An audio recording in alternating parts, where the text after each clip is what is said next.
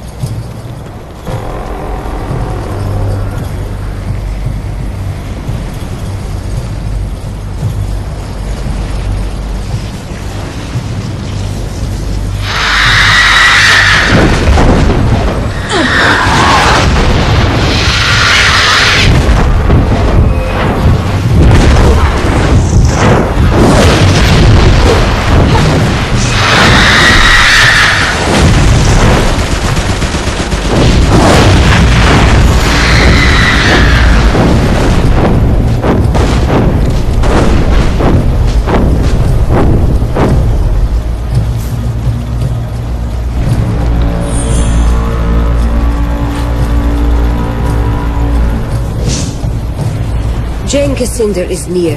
Let us finish this, yes?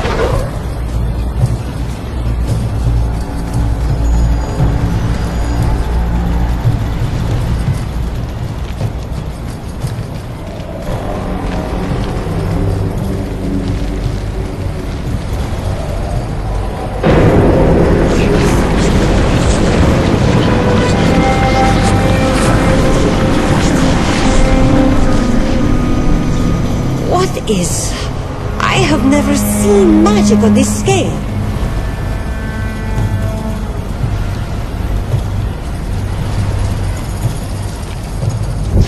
So you followed me here. You are stubborn. And I admire you for that. But you should never have come. I have restored the Archons to life. Just as I promised. All this for what? To win a crown? Yes. To take back this kingdom, as is my right. The Archons are not all that has returned. The power of creation still lives in this grove, and anything can be born anew. Even the creator gods themselves. Something is taking shape. There, in front of the tree.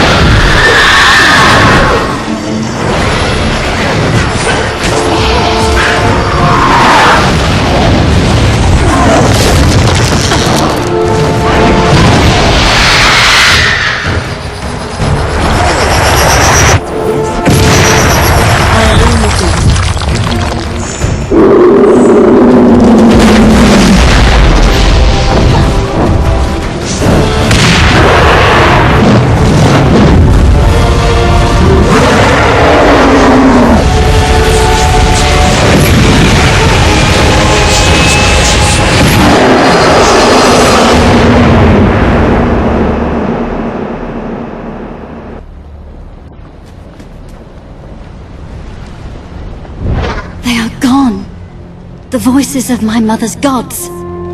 I cannot hear them anymore. Not even a whisper.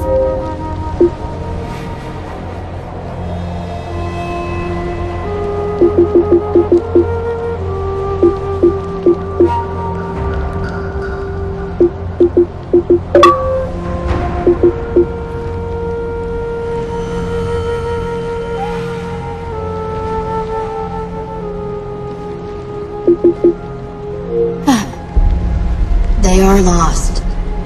You will not see them or hear them ever again. You lie, child! Or whatever you truly are behind that innocent face! No, Jane Cassinder. I speak the truth.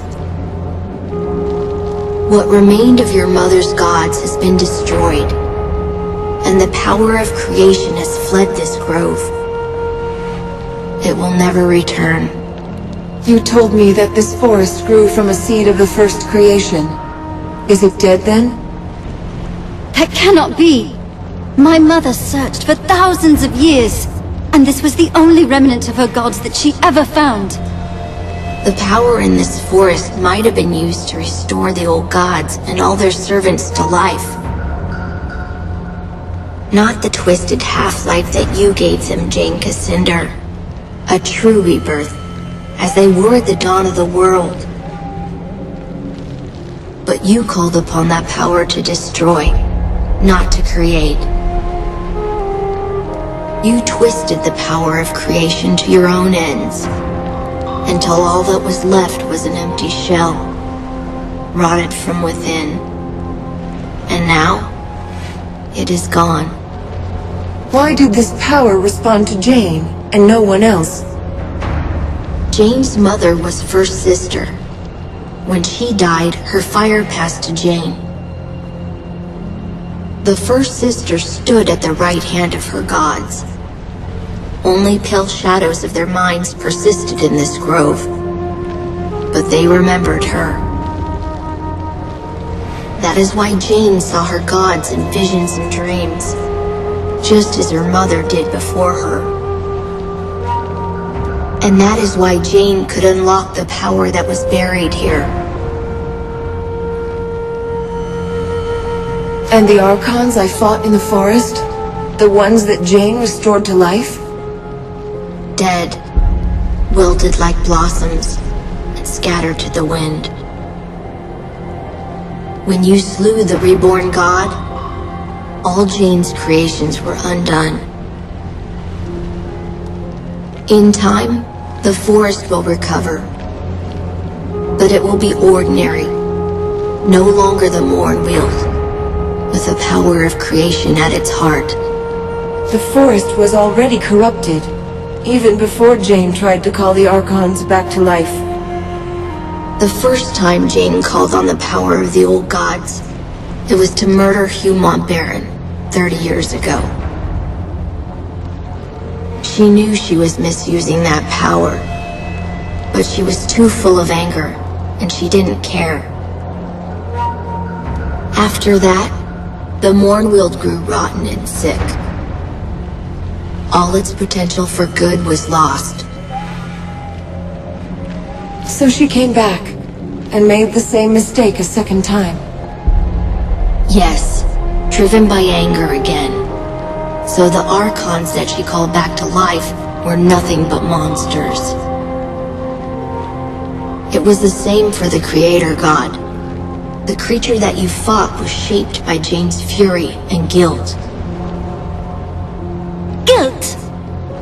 Yes, Jane Cassinder. You can hide your remorse from yourself, but you cannot hide it from me.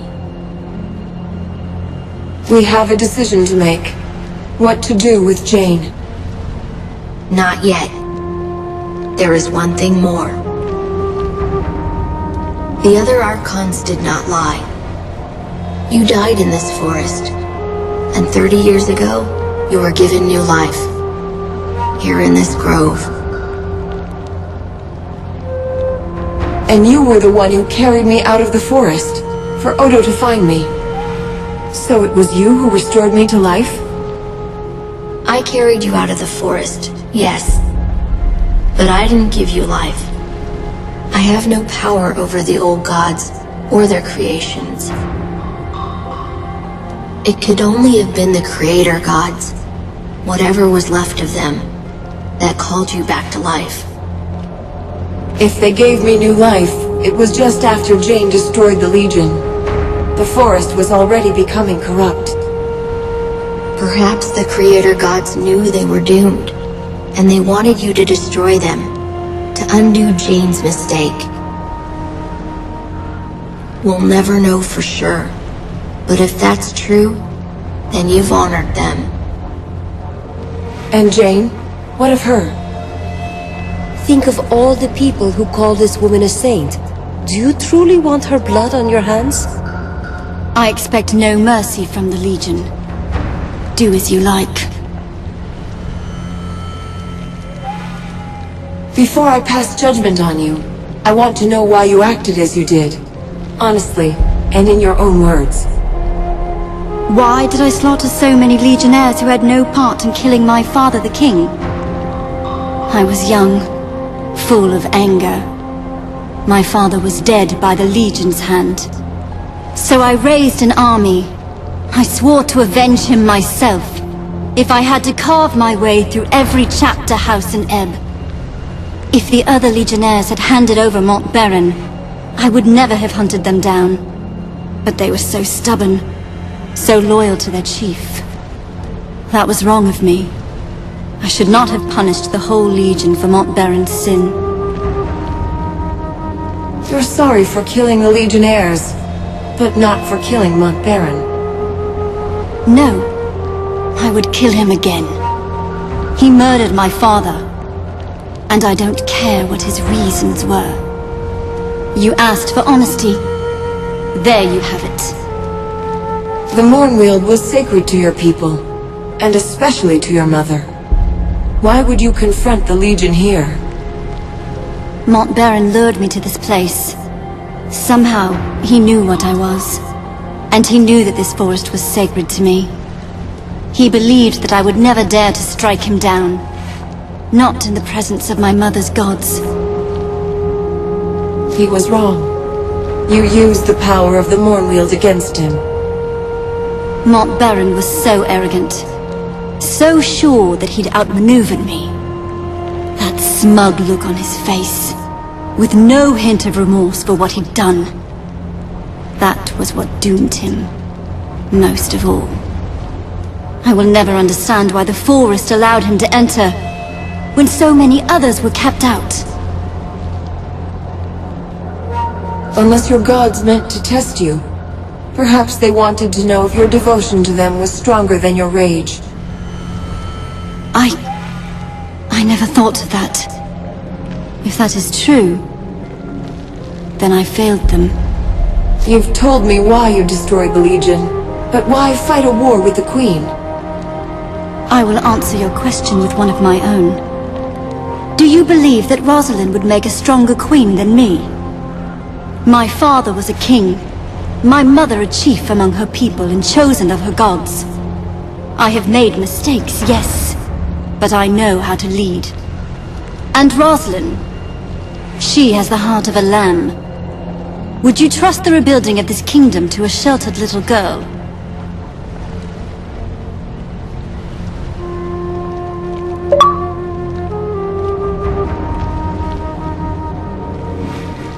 If Rosalind falters, the Legion will keep the country whole.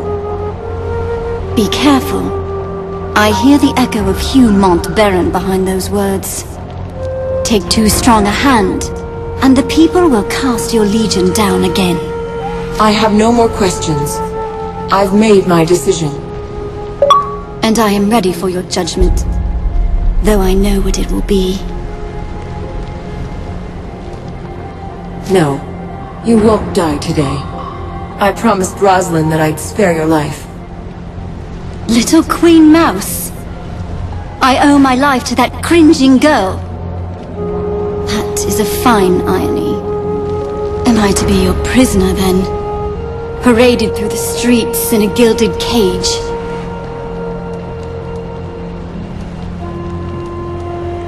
Atone for all the suffering you've caused. Help us to rebuild the kingdom. You are not the Legion I remember. They were arrogant, and they would never have proposed such a thing. Very well. You have my promise. I will use what influence I have to help you heal this country. Let the war between us end.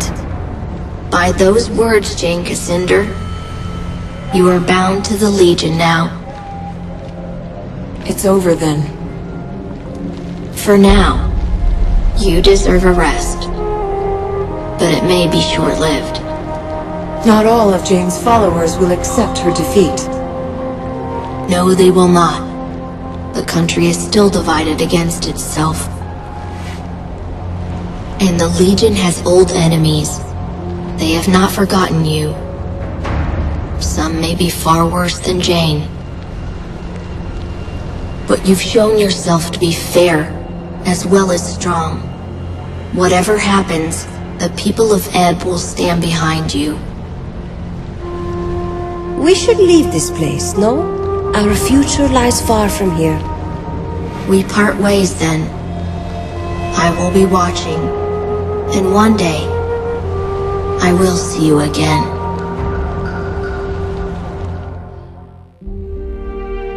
You bid farewell to the Radiant Youth, and he sent you back to our chapter house in Stonebridge, where I awaited your return. In the weeks that followed, news spread of Jane Cassinder's defeat. Her army scattered, giving us time to rest and regroup. Martin Guiscard returned safely from the Spire, along with Meister Wolf and the Automaton army. Only a few weeks later, elections were held in Stonebridge. Meister Wolf, who had been so public in his support of the Legion, almost won the office of mayor. But he was defeated in the end. Many people had wanted the dapper old gent to hang. They resented the fact that the Legion had spared his life, and they blamed poor Wolf.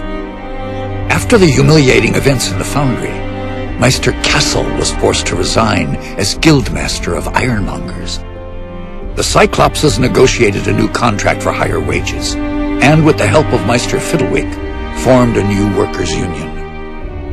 For the first time in 100 years, they were permitted to leave the Foundry and spend their newfound wealth in the markets and taverns of Stonebridge. Cyclopses are becoming an increasingly common sight in Stonebridge, and many believe that they will eventually take their place as equal citizens of the town. Archambault du Payen, formerly known as the Dapper Old Gent, proved a valuable addition to the Legion. His knowledge of Legion magic allowed us to retake control of the Sentinels that had long guarded our chapter houses and estates. But the Gent couldn't leave our chapter house without drawing an angry mob. His confinement started to drive him mad. So he returned to his beloved causeways, beneath an endless sky, and he dwells there still. With the reopening of the Heroes Crypt, pilgrims returned to the Rukenval, and merchants followed. The following winter was harsh, just as Lazar Basili feared. But thanks to the trade from the south, the people of Ravensrill stayed warm and fed. When spring came, many more pilgrims arrived, and the town of Ravensrill grew wealthy again. Lazar and his people built a new stone wall around the town, and reclaimed their abandoned houses and farmsteads from the forest. It is a happy change of fortune for a long-suffering town.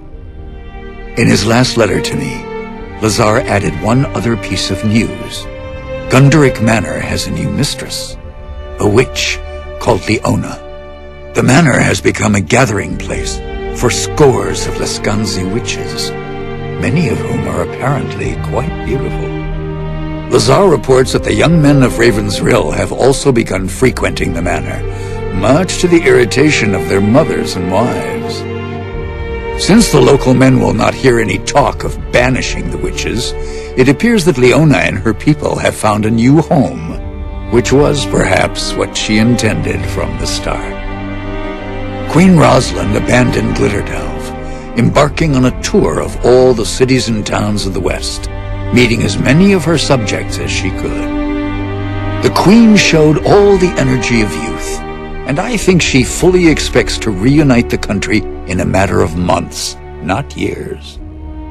Reality may not be so kind as Lord Devonsey has tried to make her understand. In truth, the future of this country depends more upon what we decide. If she doesn't have the Legion behind her, the Queen is only a single voice, well-meaning though she might be. As for Devonsey himself, I think the man was impressed by your decision to spare Jane Cassinder, as the Queen had asked. When he last visited Stonebridge, he spent a great deal of time in our chapter house. I believe he might actually be willing to rejoin our ranks, if we choose to accept him. Rajani and her sisters returned to Stonebridge, quietly and carefully disguised. Jane Cassinder's defeat affected them deeply, though not in the way I expected. Their devotion to Jane was replaced by a deep admiration for you. I think they see in you the leader they should have followed all along, and they have lately expressed a desire to join our ranks. I maintain my suspicion of any Archon who once followed Jane, but I believe that redemption is not impossible, even for them. Jane Cassinder was as good as her word, though I had my doubts at first. She returned to the cities and towns of the East and urged the people to end their war with the Legion and the Crown. Jane's repentance was heartfelt, and many were swayed by her words. But others have not been so compliant. The Church Synod in Bisselberg, who once called Jane a saint, have declared her apostate and threatened her life. Though Jane refuses bodyguards of any kind, Queen Rosalind fears for her life. And if anything befalls her, our gains in the East may yet be lost. As for the Legion, the rest of our story is yet to be told. We have a nation to reforge, a fellowship to rebuild, and old enemies who would see us destroyed. And we have questions to decide. Who will assume true power in Ebb if the nation is restored? And who will take the mantle of Grand Master? But these matters I leave for another chronicle, and another time. Whatever happens, know that you will not face the future alone. The Legion will stand by you, always.